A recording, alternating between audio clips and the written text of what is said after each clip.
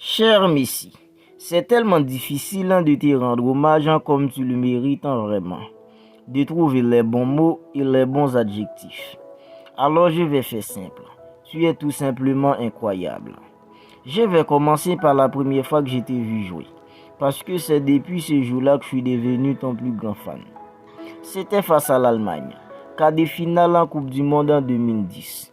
L'Argentine avait perdu, mais toi, tu m'as tout simplement captivé.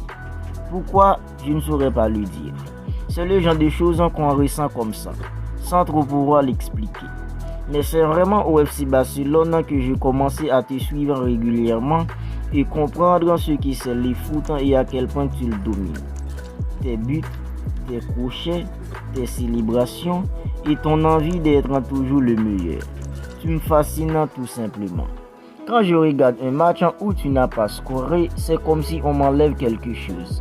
Tellement j'ai une envie de fou de te voir surpasser tes rivaux. J'adore à quel point tes adversaires te détestent. En fait, ça me fait t'aimer encore plus. Mais ceux qui te détestent ne cessent de parler d'une chose. Malgré tout ce que tu as accompli en tant que joueur à Barcelone, malgré que tu étais celui qui a remporté le plus de ballons d'or, ils disaient toujours que tu étais un joueur de club car tu n'avais encore rien remporté à l'Argentine. À ce moment-là, j'essayais de te défendre en disant qu'on ne peut pas tout avoir dans la vie et que pour moi, tu es une légende et le plus grand de tous les temps et qu'un jour, ils n'auront aucun argument contre toi pour te discréditer. Pourquoi? Parce que j'ai toujours eu foi en toi et en tes qualités de football. Je t'ai vu pleurer en 2014 lors de la finale perdue face à l'Allemagne. Et ce jour-là, je moi aussi pleuré parce que je croyais que c'était enfin le grand jour. Mais c'était pas encore le jour tant attendu dont je rêvais. 2015 et 2016, je m'étais dit que tu allais clouer le bec à tous, mais ça ne s'est pas passé comme toi et moi l'auraient souhaité.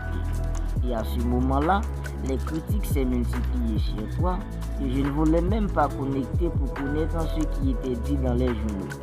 Mais après une semaine, je me suis dit, les meilleurs joueurs sont toujours critiqués et ils se nourrissent de ces critiques pour devenir encore plus forts ou presque invincibles. Et la preuve en est bien grande. 10 juillet 2021 au Maracana, tu as prouvé à tous tes détracteurs que c'est pas pour sa raison qu'on t'appelle The GOAT, le plus grand de tous les temps, en remportant la Copa América en étant meilleur joueur, meilleur buteur et meilleur passeur. Et malgré ça, les détracteurs ont eu le culot de douter et continuer de te critiquer. Mais le plus dur, c'est quand tu es parti de Barcelone pour aller au PSG. C'était compliqué pour toi et tu as fait une mauvaise saison. Et à ce moment-là, ils ont même déduit que tu étais fini. Le PSG a craché sur toi en essayant de faire de Kylian Mbappé le leader technique de cette équipe. Des chroniqueurs français aigris qui ne t'ont jamais vu de si près ont craché sur toi. Les supporters du PSG qui avaient pour habitude de jouer des joueurs de seconde zone ont osé siffler. Tu as gardé ton calme et fait silence.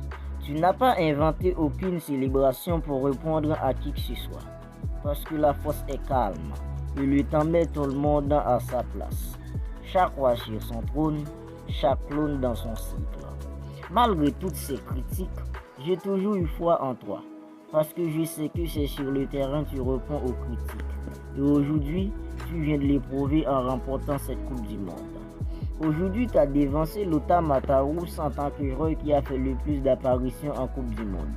Et dans ce mondial, non seulement tu as égalé Batistuta qui avait 10 buts comme meilleur joueur de l'Argentine en Coupe du Monde, mais tu l'as dépassé et deviens seul meilleur buteur de l'Argentine en Coupe du Monde. 13 buts au total. Aujourd'hui, c'était censé ton dernier match en Coupe du Monde. Et tu l'as fini par la meilleure des façons possibles. Tu es sacré champion en tant que meilleur joueur. Et ça, c'est le plus beau cadeau que tu pourrais m'offrir. Alors je ne sais pas si je te reverrai encore sous le maillot bleu et blanc. Mais je tenais tout simplement à te témoigner ma gratitude pour m'avoir fait vivre et ressentir toutes ces émotions et ces moments de joie. Je tenais à te témoigner ma reconnaissance et te dire merci pour la façon dont tu m'as inspiré en tant que joueur et en tant que personne. Parce que la volonté, la détermination que tu avais à vouloir remporter une Coupe du Monde, ta patience et ton travail acharné m'ont inspiré. Et je ne cesserai jamais de t'être reconnaissant pour toutes ces leçons que tu m'as apprises, toutes ces émotions que tu m'as fait en ressentir. Cette lettre en Messie, ce n'est pas moi Lucien qui l'a écrite, mais celui qui l'a écrite s'est inspiré de toute l'admiration que je porte pour toi en réalité. Merci pour tout. Merci.